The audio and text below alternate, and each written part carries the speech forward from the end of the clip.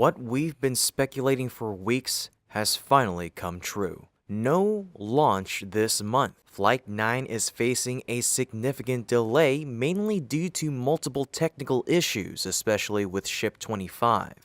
So, what exactly went wrong? On the bright side, SpaceX's Falcon 9 has officially returned to flight after a brief pause, easing concerns about any lingering issues with the rocket.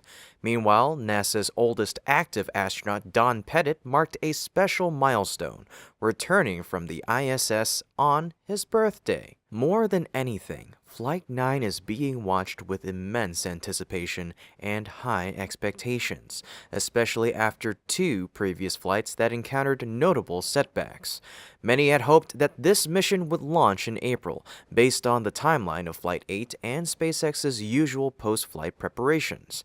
However, recent developments, particularly the slow progress with B-14 and S-35, have shifted that timeline.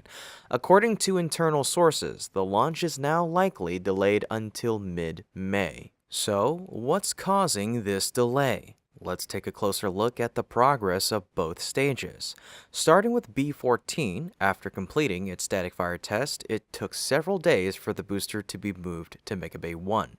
This raised concerns among some observers who speculated there might be underlying issues. Fortunately, recent visuals showing its hot staging system have eased those worries somewhat, indicating that B-14 is progressing steadily. The real concern now lies with Ship 35. Its timeline has been unusually slow. Cryogenic testing was completed on the 12th of March, and by the 13th, S-35 was returned to Mega Bay 2. However, nothing major seemed to happen until nearly a month later, on the 8th of this month, when the aft flaps were finally installed. A few days after that, on the 13th, its engines arrived along with the lifting jig, indicating that preparations for movement were underway. But even now, after 2 weeks later, S-35 has still not been moved. One possible explanation is that the ship is still waiting on key parts. After the lessons learned from the issues on Flights 7 and 8, SpaceX may be implementing several upgrades and modifications. These additions, likely aimed at improving reliability, could include newly designed systems that require extra time to install and verify. As a result, every delivery to Mega Bay 2 becomes significant, signaling further steps in the vehicle's enhancement. It also appears that SpaceX is conducting more rigorous inspections this time around. For example, after completing multiple cryogenic tests, it's believed that components such as the fuel tanks underwent detailed checks. These cautious steps suggest SpaceX is prioritizing thorough validation of all systems before moving forward. One particularly notable area of focus is the heat shield. Visual changes on S-35 indicate that SpaceX may have redesigned certain aspects, likely to improve re-entry durability. This shows a clear intention, not just to survive re-entry, but to master it. Another system likely receiving extra attention is the engine compartment. Based on repeated failures in this area during the past two flights, it's reasonable to believe that SpaceX is carefully evaluating and possibly upgrading critical components like venting ports, nitrogen-powered filtration systems, fire suppression measures, and the main fuel feed lines. Only after these inspections and improvements are finalized will the engines be installed. From there, they'll undergo another round of testing to ensure optimal performance before the static fire test can proceed. All of these steps add time to the schedule and explain why S-35 hasn't yet moved. Once movement does begin, it still has a long journey ahead.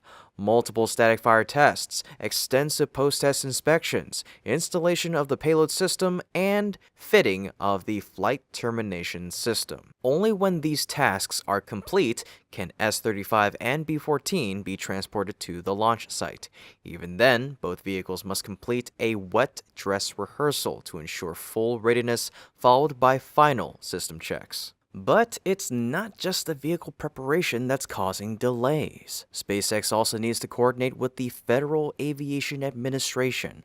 While SpaceX is technically allowed to proceed with launches while investigations are still open, they still must receive an official launch license from the FAA.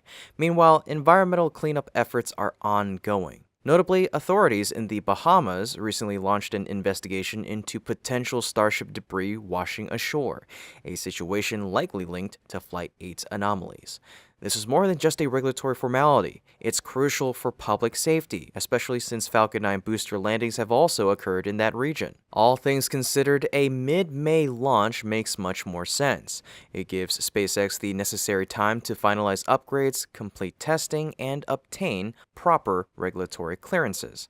Sure, it's a little disappointing for fans who hope to see back-to-back Starship flights in March and April, something that hasn't happened since April of 2023. But right now, success matters more than speed. A fully successful Flight 9 would go a long way toward restoring confidence in Starship's future. So even if we have to wait a few more weeks, let's continue to support the team. If you agree that success comes first, let me know in the comment section down below. And if you haven't already, don't forget to like the video and subscribe to help us reach our next big goal of 200K subscribers. That support means the world to us. And now, let's move on to the latest update from the Falcon 9 program. At 8:29 a.m. Eastern on April 20th, SpaceX successfully launched a Falcon 9 rocket from SLC-4E at Vandenberg Space Force Base in California. The mission, designated NROL-145, was conducted on behalf of the U.S. National Reconnaissance Office, NRO, and carried a new set of classified spy satellites into orbit. While details remain understandably limited due to the sensitive nature of the payload, the satellites are believed to be a modified version of SpaceX's Starlink platform, equipped with advanced surveillance technology under the Starshield initiative. Starshield is designed to support government-specific missions with enhanced capabilities, including secure communications, Earth observation, and more. Following liftoff, the first stage of the Falcon 9 booster B-1082 performed flawlessly, completing its 12th mission by landing on the drone ship, Of Course I Still Love You, stationed in the Pacific Ocean. However, unlike typical SpaceX missions, the live stream ended shortly after the booster landing at the request of the NRO, likely to maintain the confidentiality of the mission's final stages. NROL-145 marks the 10th launch supporting the NRO's new proliferated architecture, a growing constellation of small, cost-effective satellites designed to offer faster and more flexible reconnaissance. Speaking after the launch, NRO Director Chris Scalise emphasized the value of this approach, stating, "Having hundreds of small satellites on orbit is invaluable to the NRO's mission.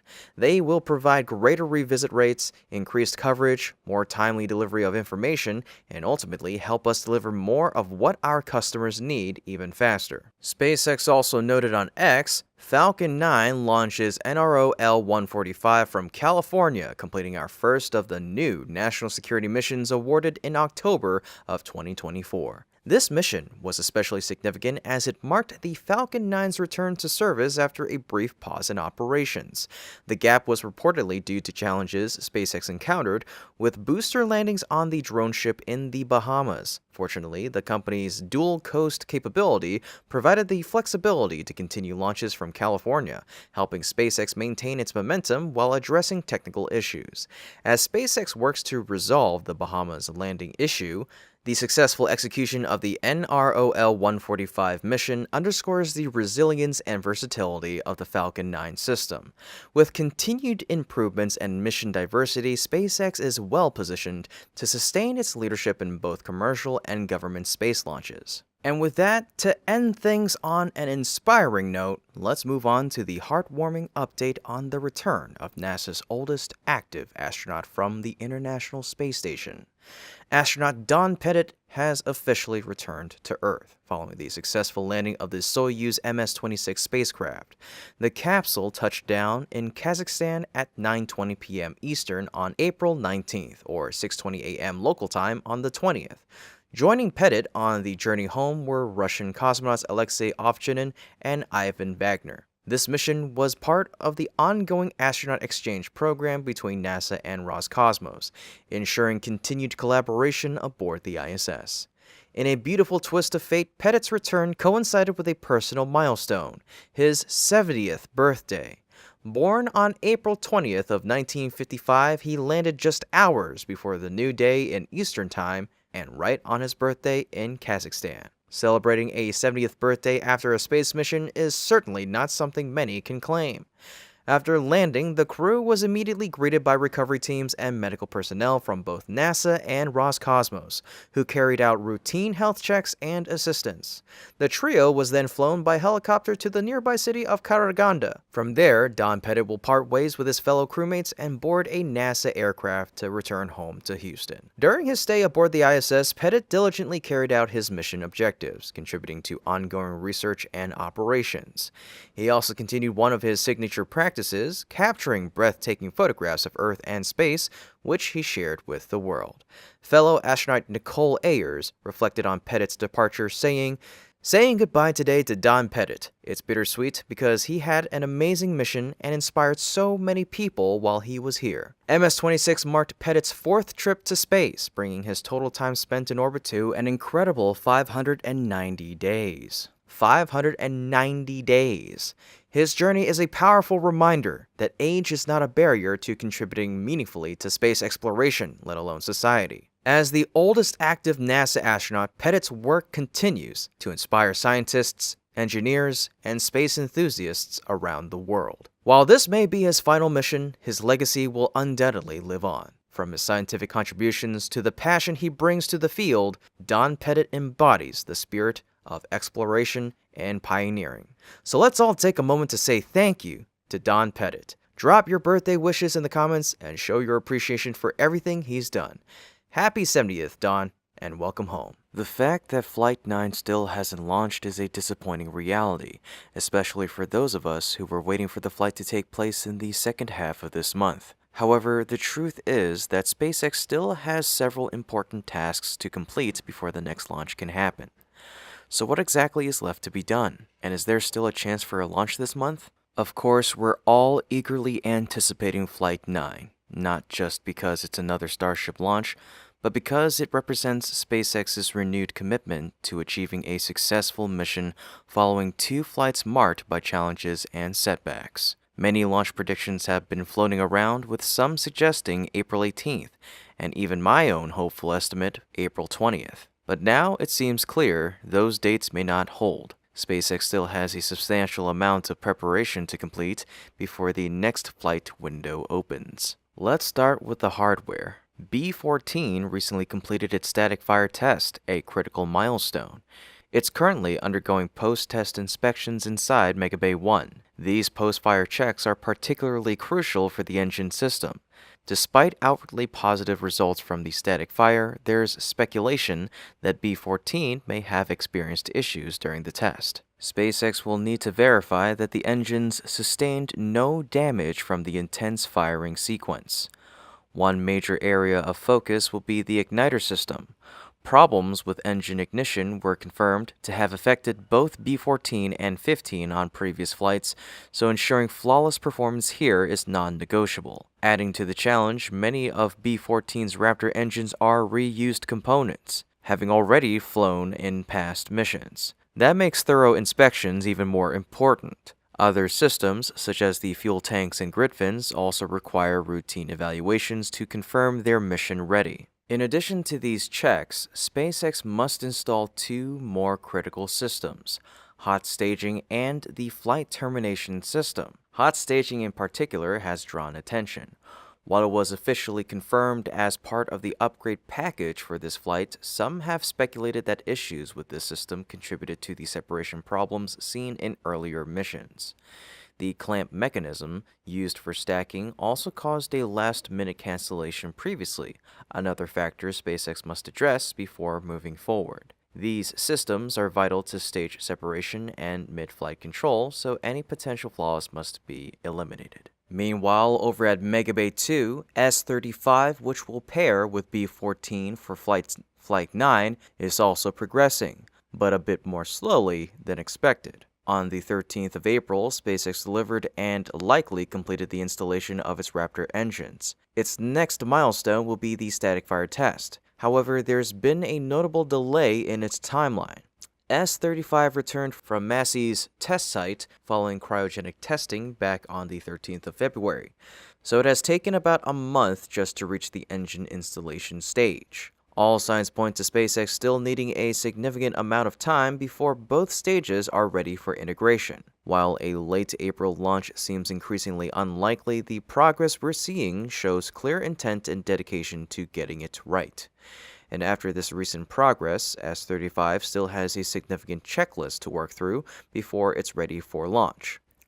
The next crucial milestone is the static fire test. Given the engine anomalies and systemic issues observed in the last two flights, this test will likely be conducted in multiple phases. Each phase could vary in duration, thrust level, and fuel load to simulate different flight conditions and stress points. These variations are essential not just to verify baseline performance, but to identify any latent issues which push the vehicle toward its operational limits in a controlled setting. Once the static fire test concludes, S-35 will return to Megabay 2 for post-test analysis and diagnostics.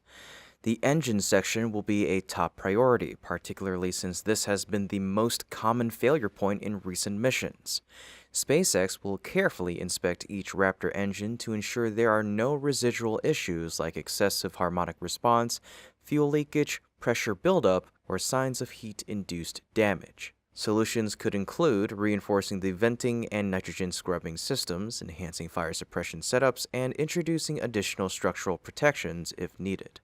Further up the vehicle, the fuel tank systems will also receive meticulous attention. The liquid oxygen tank on S-34 previously showed signs of instability before launch, so S-35's tanks must be scrutinized just as thoroughly, even if they've already passed cryogenic validation. The quiet month S-35 spent in Megabay 2 could well have involved extensive internal checks and upgrades to this subsystem. Regardless, real-time monitoring of these tanks will need to continue all the way through final integration and launch. Following these evaluations, S-35 will be outfitted with critical onboard systems, including the flight termination system and the payload bay installation. These components are directly linked to flight safety and mission objectives, so their integration must be done with extreme precision. In particular, the payload installation can introduce new aerodynamic or balance considerations, so engineers will likely evaluate performance metrics before, during, and after this setup. When S-35 and B-14 are both fully prepared, they'll move to the launch pad for the final round of pre-launch testing. One critical step that SpaceX is expected to reinstate is the wet dress rehearsal. This full system test simulates the countdown and fuel loading process, but stops short of engine ignition. It was skipped before the last flight, but given the problems encountered, it'll likely return as a non-negotiable milestone to ensure system stability and avoid launch day scrubs. All of this underscores that, like B-14, S-35's preparation cycle is far from short, and that's just the hardware side. On top of this, SpaceX must still navigate the regulatory process for launch authorization. At present, the FAA has only closed the mishap investigation for Flight 7. The investigation for Flight 8 remains open, and while a launch is technically possible before it closes, SpaceX will still need formal approval from the FAA before proceeding. These authorizations usually follow a confirmed state of readiness, meaning they won't arrive until SpaceX has cleared most or all of its technical hurdles. so it's becoming increasingly unlikely that Flight 9 will launch within April. This means SpaceX may miss the opportunity to fly 2 Starship missions in 2 consecutive months, a feat it achieved last year with Flights 5 and 6. Moreover, the turnaround time between flights may stretch beyond the 49-day interval we saw between Flight 7 and 8. For that interval to shrink, Flight 9 would need to launch before April 24th, a date that now seems out of reach. While this may be disappointing to some, it's worth emphasizing that the extended timeline reflects SpaceX's commitment to quality and safety. Rather than rushing into another test flight, the team is taking the time needed to correct, improve, and strengthen every part of the system. And that's what matters most, a successful mission. Once SpaceX nails this launch, the pace of Starship flights will likely accelerate rapidly, perhaps even exceeding our expectations. In other words, the groundwork is being laid for a major leap forward. So let's keep the energy up and show support for the teams working behind the scenes. If you're cheering for Flight 9, drop the number 9 in the comment section down below. And if you've got a new prediction for the launch date, go ahead and share it. We're all in this countdown together. Indeed, if Flight 9 doesn't lift off in April and gets pushed to May, the delay may actually open the door to even more exciting developments, possibly turning May into the most action-packed month in Starship history. On SpaceX's side, the momentum won't stop with Flight 9. In fact, the preparation for Flight 10 is already well underway. B-16, which is designated for this mission, successfully completed its cryogenic-proof test back in March. It's now essentially standing by, ready to move on to static fire testing as soon as the Flight 9 campaign clears the launch pad. Meanwhile, S-36 has likely wrapped up its production phase and is also prepared for cryogenic testing at any time. If both B-16 and S-36 continue progressing without delays and Flight 9 succeeds, there is a very real chance we could see not just 1 but 2 Starship launches in May. That would mark a historic milestone for SpaceX, achieving 2 full-stack Starship launches within a single calendar month for the first time. Even more thrilling is the growing anticipation that Flight 10 could be the mission where SpaceX attempts to catch a returning ship stage using Mechazilla, the massive launch and recovery system integrated into the tower. This would be a critical leap forward toward achieving full reusability for Starship. Supporting that vision, Launchpad B is steadily nearing readiness. The flame diverters, or flame buckets, were recently relocated, further signaling ongoing work to prepare the pad for high-stress launches and landings. The launch tower and the Mechazilla catch arms have been operational for some time and have undergone numerous tests, so confidence is building that a ship catch may be attempted soon. But what makes the coming weeks even more electrifying isn't just SpaceX's activity, it's the potential for a broader industry-wide showdown. May could be the month when 3 of the most powerful players in spaceflight, SpaceX, Blue Origin, and ULA, launch within weeks or even days of one another. Starting with Blue Origin, the company is reportedly planning the second flight of New Glenn in late spring. They've completed the mishap investigation from the first mission and have begun moving key hardware, including the second stage of the next rocket. If everything stays on track, the New Glenn 2 launch could realistically take place in May, and this time, Blue Origin has its sights set on a milestone of its own, landing the massive booster on a drone ship aiming to bring their vehicle into the reusable era. CEO Dave Limp has confirmed that the company is pushing hard for this achievement, which would directly challenge SpaceX's long-standing dominance in reusable rocket technology. Meanwhile, ULA also has an active manifest and is expected to launch one of 2 key national security missions, USSF 106 or 87, in the second quarter of this year. To hit that timeline, a May launch would be necessary. Importantly, this mission would mark ULA's first flight since receiving certification to conduct operational launches with the Vulcan Centaur rocket. After experiencing issues with their solid rocket motors on the last flight, this upcoming mission is critical for demonstrating improved reliability and performance. It would also show whether ULA can keep pace with SpaceX and Blue Origin in this new era of competitive high-cadence launches. Put all this together, and May is shaping up to be a defining month in the modern commercial space race.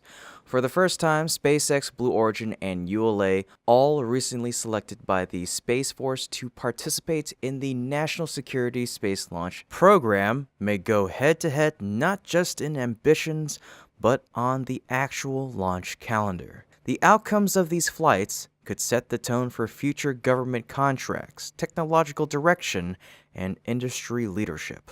Of course, the key to this whole timeline is Flight 9. If SpaceX pulls off a successful Flight 9, the foundation will be set not only for Flight 10, but for a dramatic acceleration of the Starship program as a whole. So if you're still waiting for Flight 9, hang in there. What lies beyond the delay may not just meet expectations, but far exceed them. SpaceX is preparing for something big, and when it arrives, the rest of the world will be watching. Will you? Starship is now in active preparation for its highly anticipated Flight 9. With the ultimate goal of achieving a successful mission, SpaceX is focusing on resolving the issues seen in the last two launches.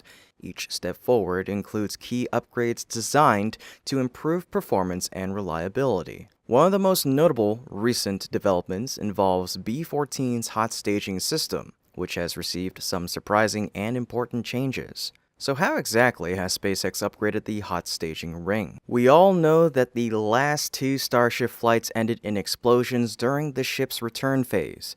SpaceX had previously explained that the root cause was related to issues observed on Flight 7, specifically a high level of harmonic vibration. These intense vibrations led to fuel leaks, which in turn caused pressure buildups and engine fires. Once the damage exceeded critical levels, multiple systems began to fail, especially the engines, ultimately causing the ship to lose control and explode. But a bigger question remains. What triggered the chain of failures in the first place? As discussed in a previous episode, many now believe that the hot staging ring, initially seen as a positive innovation during stage separation, may have actually played a central role in the ship's demise. Let's break this down. Hot staging allows the upper stage engines on the ship to ignite while the first stage, the booster, is still attached, enabling a smoother separation. However, this method creates a powerful blast of hot exhaust directly above the booster.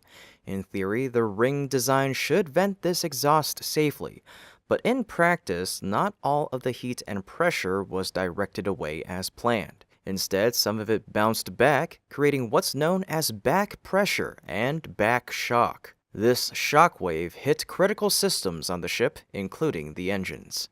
This issue wasn't apparent in early versions like version 1, which included engine shielding, but in the updated V2 design, SpaceX removed these protections to reduce weight and streamline the structure. As a result, the engines were left more exposed to the violent effects of hot staging. That's when problems began to appear more evidently. The theory gained further credibility due to discrepancies between flight data and ground test results.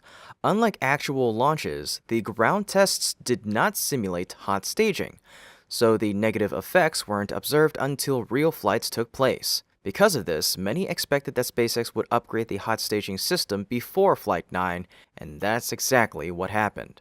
On April 16th, a new version of the hot staging ring was seen being lifted into Megabay 1, clearly intended for B-14, which is assigned to the next flight. Visually, this ring shows clear changes from previous versions. It appears reinforced with added material, and noticeably, it has fewer vent holes, particularly around the central section visible from our viewpoint. At first glance, it might seem like reducing vent holes would worsen back pressure, but there's a deeper logic at play here. Fewer vent holes mean fewer separate exhaust streams, which actually gives SpaceX more control over the behavior of the gas being expelled. By reducing and managing the number of venting paths, SpaceX can better direct the flow and intensity of the exhaust, minimizing turbulence and shock waves that would otherwise affect the ship's engine bay.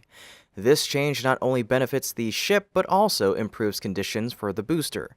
In earlier flights, areas like the forward section of B-15 showed clear burn marks, indicating they had suffered from exposure to hot gas and debris.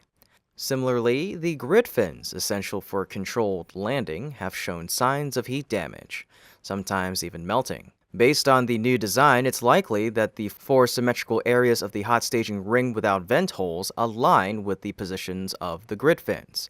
This means they'll now be better shielded from the blast during separation, which is a big step toward achieving full reusability. On top of the functional benefits, the new ring simply looks more robust, and in a way, it has to be. Unlike engines and other systems that benefit from cryogenic fuel running through them, which helps cool things down, the hot staging ring sits right in the blast zone, with no built-in cooling or shielding. It absorbs a tremendous amount of heat and pressure in a very short time, so reinforcing it with additional material and simplifying its venting structure could significantly improve its durability and performance. Ultimately, this upgrade reflects SpaceX's commitment to rapid iteration and learning from past mistakes. Each new flight is not just a test, but a carefully crafted response to the last one. The hope is that these changes to the hot staging system will help ensure a smoother, more controlled separation process, reducing stress on both stages and improving the chances for a successful mission. So what do you think? Will this hot staging upgrade make the difference on Flight 9? Let us know your thoughts in the comment section down below and stay tuned for more updates as we get closer to launch. Of course, while the recent upgrades to the hot staging ring are impressive, they do come with a trade-off, an increase in mass. And for a company like SpaceX, which constantly strives to reduce weight in every component to maximize efficiency and reusability, added mass is a significant concern. This issue becomes even more apparent when you consider how SpaceX currently handles hot staging. Because of the ring's added weight, the company has had to introduce a hot staging jettison step during the booster's return to Earth. In other words, the ring is discarded during descent to lighten the load, making the landing process easier and more energy efficient. While effective, this move compromises the goal of full reusability, which is one of Starship's defining ambitions. Ideally, the hot staging ring would return to Earth intact along with the booster without the need to jettison it mid-flight. But the increased mass from added reinforcements makes that goal harder to achieve. That's where a completely new version of the hot staging ring enters the conversation, one that was teased with the introduction of the V2 and V3 variants of Starship. This new concept draws inspiration from the Soviet-era N-1 rocket, which also used a type of hot staging mechanism. The next-generation ring is expected to bring a host of improvements that address many of the current version's shortcomings. The new design will feature a simpler and more streamlined structure, which will not only make it easier to build, but also simplify maintenance and refurbishment between flights. It's also expected to include more open vents. These will help dissipate heat and pressure more effectively, reducing the chance of back pressure or back shock damaging the engines. In addition, the new ring will likely be longer, giving more distance between the ship and the booster during separation and reducing the impact of engine ignition on both vehicles. A lighter design will also mean that it can remain attached during descent, supporting the goal of full reusability. Perhaps most importantly, this new design will further enhance one of hot staging's biggest advantages, its ability to simplify the separation mechanism while increasing Starship's payload capacity.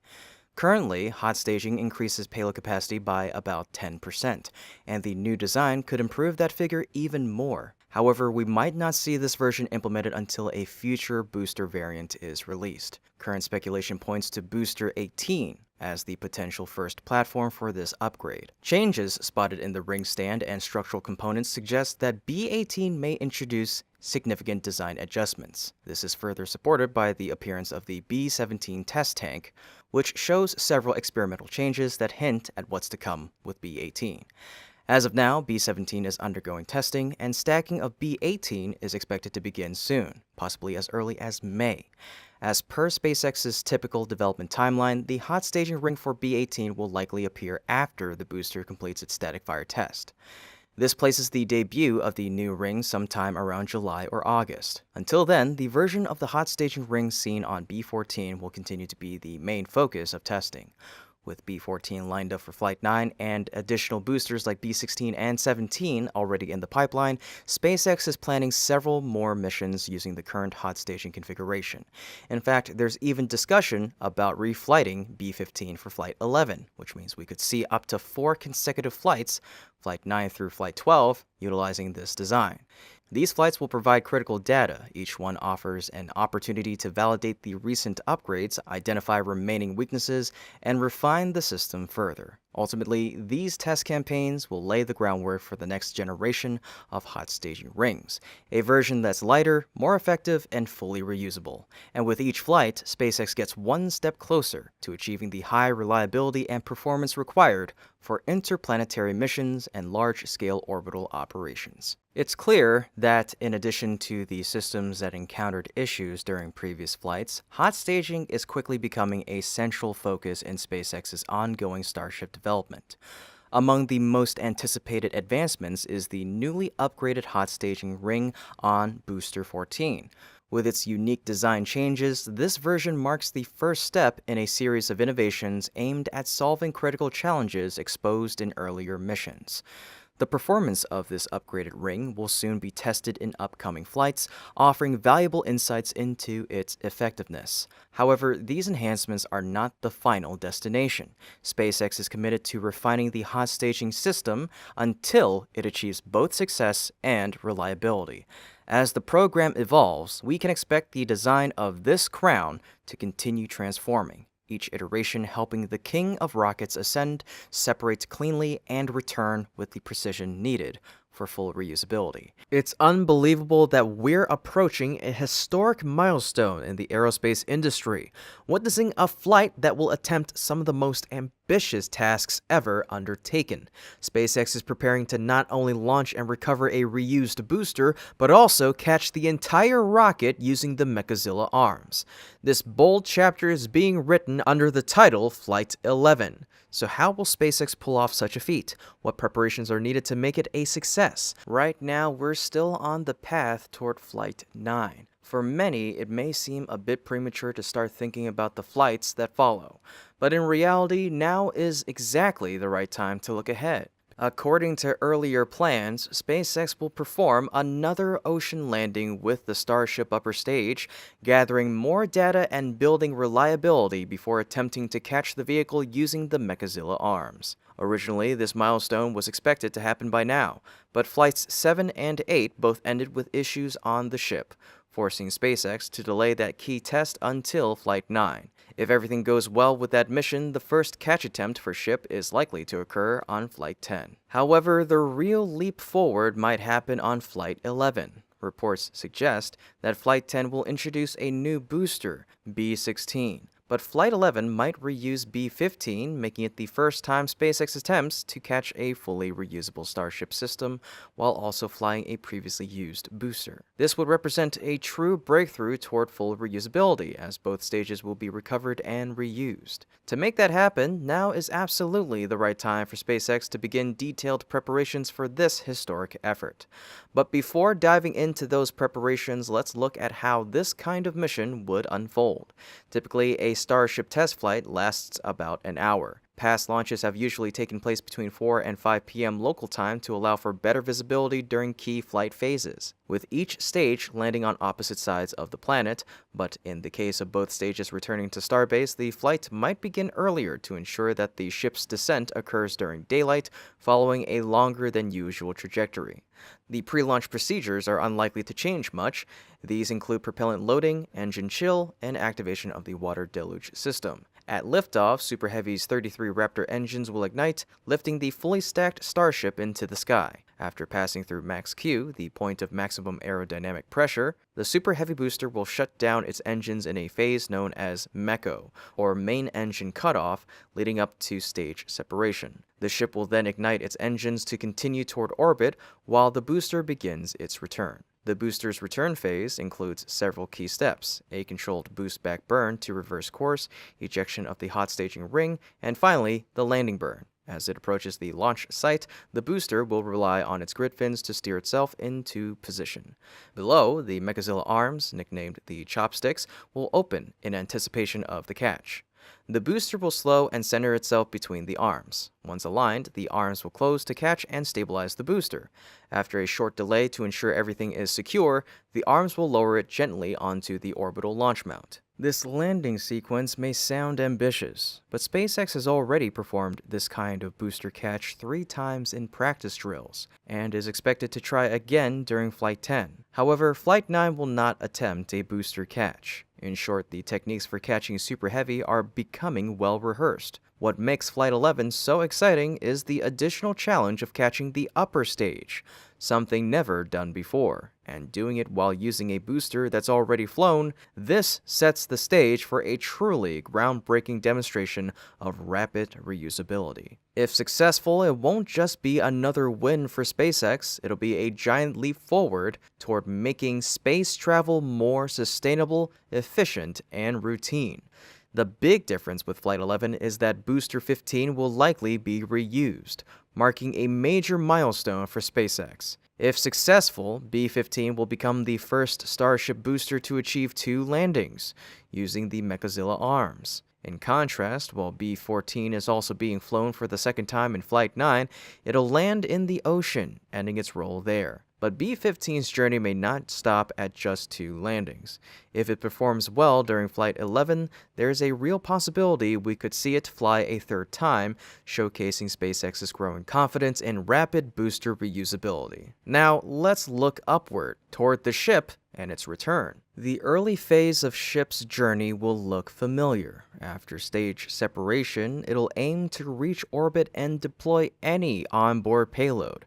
However, the difference here is what comes next. The engines may be reignited at full power to adjust the trajectory and ensure that Starship can complete a full orbit around Earth and return to Starbase. This would not only prove out the vehicle's performance over a complete orbital path, but also position it perfectly for a precision landing. But before it can land, it must survive the most intense phase: re-entry. Re-entering Earth's atmosphere is one of the toughest challenges any spacecraft faces, and it's significantly harder for the Starship upper stage than it is for the Super Heavy booster. We saw this during Flights 4, 5, and 6, where the ship endured temperatures exceeding 1500 degrees Celsius.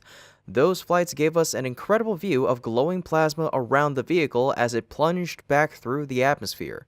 This is where the heat shield must perform flawlessly, absorbing and deflecting extreme heat to protect the vehicle's structure. If Starship survives this brutal phase, it'll begin its landing sequence. The ship will ignite its 3 sea-level Raptor engines for a controlled descent, working in tandem with its flaps to stabilize, steer, and slow the vehicle. Below, the Mechazilla arms will already be in place, fully extended to perform the first catch attempt of the ship. The vehicle will slowly drift in toward the arms, aligning its landing pins with the chopsticks. Once contact is made, the engines shut off and the arms close to gently secure the ship. If successful, it may then be lowered directly onto a transport stand, another step toward rapid turnaround and full reusability. This entire process will mark a huge leap for SpaceX, combining the recovery of both rocket stages with the reuse of a booster. It's a moment that could redefine the future of spaceflight. So, more than ever, we're hoping every step of this mission goes smoothly. Are you looking forward to it? Drop an 11 go in the comment section down below. And to further show your support, please like the video and subscribe to our channel to stay up to date with SpaceX's incredible journey. Also, a big thank you to our community. Thanks to your continued support, we've just reached 170,000 subscribers. We're working hard to improve the quality of our videos, and with your help, our next goal is 200K. If you haven't subscribed yet, now is the perfect time. Let's continue following SpaceX's path to the future together. As mentioned, in order for SpaceX to achieve success with Flight 11, meticulous preparation is essential. Both hardware readiness and ground support systems must be refined to ensure a smooth and historic mission. Let's start with the hardware. B-15 and S-37 will be the core vehicles of this flight. B-15 in particular carries special significance. It will be the first Super Heavy booster to attempt a second catch using the Mechazilla arms. After completing its initial mission in Flight 8, B-15 was rolled back to the production site, then moved to the rocket garden for a brief period. Surprisingly, it was brought back into Mega Bay 1 on the 9th of April, confirming that it had been selected for another mission, Flight 11. In the coming weeks, B-15 is expected to undergo a series of thorough inspections and upgrades, similar to what we saw with B-14. Every major component from the grid fins to the fuel tanks and the 33 Raptor engines will be reviewed. The engines, in particular, will be under close scrutiny. On B-15's first flight, 2 engines failed during the boost-back burn, one of them completely. The issue was likely related to the engine's igniter system, so SpaceX will need to test and potentially upgrade these systems to ensure reliable ignition during all engine events. They'll also evaluate how the engines handled hot staging and determine if additional improvements are needed. Unlike brand new boosters, B-15 won't require a cryogenic test, so it'll likely proceed directly to a static fire test. This crucial phase will allow engineers to assess the performance of the reused engines and gather valuable data before launch. As for Ship 37, it appears to have recently completed its production phase, with the final segment arriving at Mega Bay on the 15th. From here, S-37 will begin a standard testing sequence. It'll first undergo a cryogenic proof test to validate the integrity of its propellant tanks. Afterward, it'll return to the production site for engine installation. Given the critical role of these engines, especially during re-entry and landing, each one will be tested rigorously before and after installation. Once the engines are mounted, S-37 will go through a static fire test. This phase will not only verify engine performance, but also test the vehicle's thermal protection system. This heat shield system is a vital component of the ship's reusability, especially since re-entry remains the most challenging part of the mission. In Flight 11, the TPS will likely feature new upgrades aimed at improving resistance to extreme temperatures and plasma during descent. After the individual testing is complete, B-15 and S-37 will be transported to the launch pad for integration. This phase involves assembling the full stack and conducting fit checks, communications validation, and structural verifications. Integration tests ensure the 2 stages can operate in sync and that the separation reattachment mechanisms work flawlessly. Attention will also turn to the launch infrastructure. Flight 11 is expected to launch from Pad A, so key components like the orbital launch mount, chopsticks, quick disconnect arm, and the water deluge system will all be inspected and prepped. The chopsticks will play a crucial role in catching B-15, while Pad B will likely be used for catching the returning ship. Though ship catching may first be attempted in Flight 10, the system will still need to be thoroughly checked and potentially refurbished to ensure it's ready for another try. Beyond the physical preparations, the success of Flight 11 also depends heavily on the results of the 2 preceding missions, Flight 9 and 10. Flight 9 will showcase the ability to launch a reused booster, and its performance will help SpaceX validate the systems that B-15 will depend on in Flight 11. Meanwhile, Flight 10 is expected to be the first mission to attempt a ship catch with Mechazilla. The lessons learned from these flights will shape the final steps in readying Flight 11. SpaceX is currently progressing with those missions, testing B-14 and S-35 for Flight 9, and preparing B-16 and S-36 for Flight 10.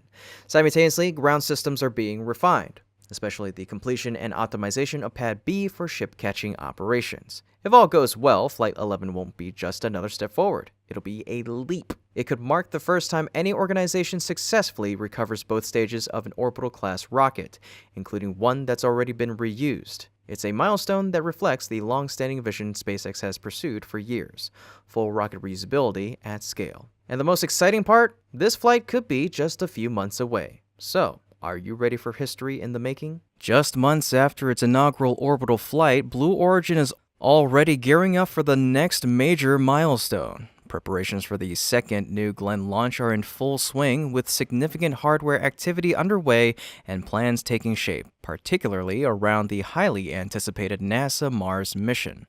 Naturally, several major challenges still lie ahead on the path to flight. So how is Blue Origin progressing with preparations for New Glenn's second mission? What objectives are in sight, and what hurdles must be cleared to get there? It's safe to say that Blue Origin entered the orbital launch race earlier this year with bold determination.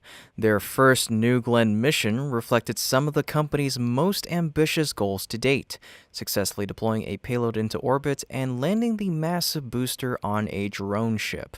As we know, Blue Origin succeeded in achieving orbital insertion and payload deployment, while the booster landing attempt fell short. Following the mission, the company promptly launched a mishap investigation to determine what went wrong and how to improve for future flights. That investigation concluded by the end of March with the root causes identified and corrective actions mapped out. With that behind them, Blue Origin is now wasting no time moving forward. The company has kicked off early preparations for the second flight of New Glenn. On X, Blue Origin CEO Dave Limp shared a major update, images of New Glenn's second stage en route to the company's integration facility in Florida. Limp wrote, "Great to see New Glenn's second stage on the move again in Florida and arriving at our integration facility. Next up will be a hot fire of our two BE-3Us on this second stage as we prepare for NG-2. Blue Origin also chimed in with a post reading, "GS2, is that you? Today, New Glenn's second stage is moving to our integration facility." This update suggests that the second stage is now set for inspection and testing. If it has already been fitted with its BE-3U engines, covered in the images by a black protective shroud, the next step will be a hot fire test, likely similar to the one conducted last year. The test will involve firing two BE-3U engines, which together produce approximately 346,000 pounds, or 157 metric tons of thrust. If the test is successful, the stage will return to the factory to be mated with a first stage booster. Once fully integrated, the rocket will move to the launch pad for a series of final checks and full stack rehearsals, leading up to the flight. This progress with the second stage is crucial for Blue Origin. A report from last year suggested that second stage components from the second and third flights had experienced failures during earlier tests, prompting doubts about New Glenn's readiness and development timeline. By advancing with the second stage now, the company has taken a visible step in dispelling those concerns. Regarding the schedule, both Blue Origin and Dave Limp have indicated that assuming no major setbacks occur during testing, the company is targeting a launch in late spring, likely near the end of May. That gives the team just over a month to finalize preparations for New Glenn's second flight. Naturally, this upcoming mission will aim higher than the first. The goals are not only to reach orbit again and deploy a payload, but also to execute a much more complex mission. This time, New Glenn is set to launch NASA's ESCAPADE mission, short for Escape and Plasma Acceleration and Dynamics Explorers. This mission consists of two spacecraft bound for Mars, designed to study the red planet's magnetosphere and its interactions with solar wind. Interestingly, ESCAPADE was originally planned for New Glenn's debut launch, which was tentatively scheduled for October of 2024. However, that mission was later switched to the Blue Ring payload, pushing ESCAPADE to New Glenn's second flight. After delays pushed Blue Ring's flight to January of 2025, Blue Origin and NASA finally settled on launching ESCAPADE with the next available mission now slated for this spring. For Blue Origin, this is a mission of immense importance. Launching interplanetary spacecraft for NASA is a milestone few commercial launch providers achieve early on. If successful, it'll not only demonstrate New Glenn's capability, but also strengthen Blue Origin's profile as a trusted partner for future high-value government missions, including eventual Mars payloads. Moreover, success with ESCAPADE will be a key requirement for New Glenn to gain certification for official NASA, military, and government flights. That certification is essential for launching future missions such as the Blue Moon Mark I lunar lander in August and fulfilling the U.S. Space Force's national security space launch contracts. On the subject of NSSL, Blue Origin has been making steady progress. The Space Force estimates Blue Origin will conduct up to 7 launches under this phase with a total contract value of $2.4 billion. With all this in mind, the second flight of New Glenn is far more than just another test. It's a pivotal moment for Blue Origin's future in commercial and government spaceflight. Success is not optional, it's essential. And of course, none of this will be easy. Blue Origin still faces a number of critical challenges before New Glenn is ready to fly again. First and foremost, while the second stage has shown visible signs of progress, there is no guarantee that the issues it faced last year have been fully resolved. Blue Origin will need to devote significant time and resources to carefully inspect and test this stage. This is particularly important because the second stage was the part of the vehicle that successfully placed the payload into orbit during the first mission. Preserving that success is crucial. If any new problems emerge, it could undermine one of the most important achievements in the company's history. In parallel, attention must also shift toward the first stage booster. So far, Blue Origin has not yet revealed when this component will be rolled out or whether it has been fully outfitted with its suite of BE-4 engines. These engines, which are among the most complex parts of the vehicle, have not had their current status disclosed. Blue Origin must not only prepare the booster for integration and testing, but also implement necessary upgrades to correct the issues that led to the failure during the last landing attempt. According to the FAA's investigation report, the proximate cause of that failure was the inability of New Glenn's first stage to restart the engines, preventing a re-entry burn from occurring, and resulting in the loss of the stage. Blue Origin echoed this on their own update, confirming the ambitious attempt to land the booster was unsuccessful due to our 3 BE-4 engines not reigniting properly. These revelations suggest that despite its successful performance on the ULA Vulcan rocket earlier in 2024, the BE-4 still has reliability issues that need to be addressed when integrated with New Glenn. Engine development is notoriously difficult, and transitioning from success on one launch vehicle to another is never a guaranteed process. To tackle this, the FAA has laid out 7 corrective actions for Blue Origin. These steps, as stated by the agency and confirmed by the company, will focus on propellant management and engine bleed control improvements. Dave Limp added that this work will increase our chances of landing the booster on our next flight. These technical challenges are essential if the company hopes to eventually make New Glenn's booster reusable, a key feature for reducing costs and achieving long-term viability. Another significant challenge is the compressed timeline. Blue Origin is attempting to move from its first to second launch in just over a month.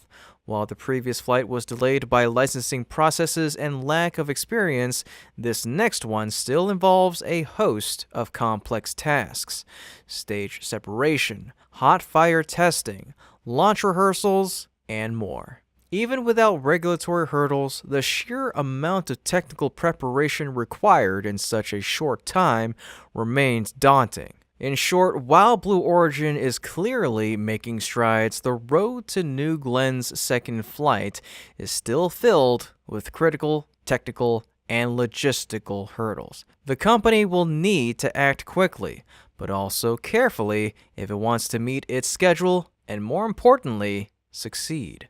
And when discussing Blue Origin's New Glenn, it's only natural to compare it to SpaceX's Starship, the two heavyweights in the modern space race. At first glance, Blue Origin can claim an edge in one key area. New Glenn has already reached orbit and successfully deployed payloads. In its next flight, the vehicle is expected to carry real operational payloads again, including NASA's ESCAPADE mission to Mars. Meanwhile, Starship is still completing its development flights and hasn't yet reached the stage of launching real customer payloads. However, in nearly every other aspect, SpaceX holds a clear advantage.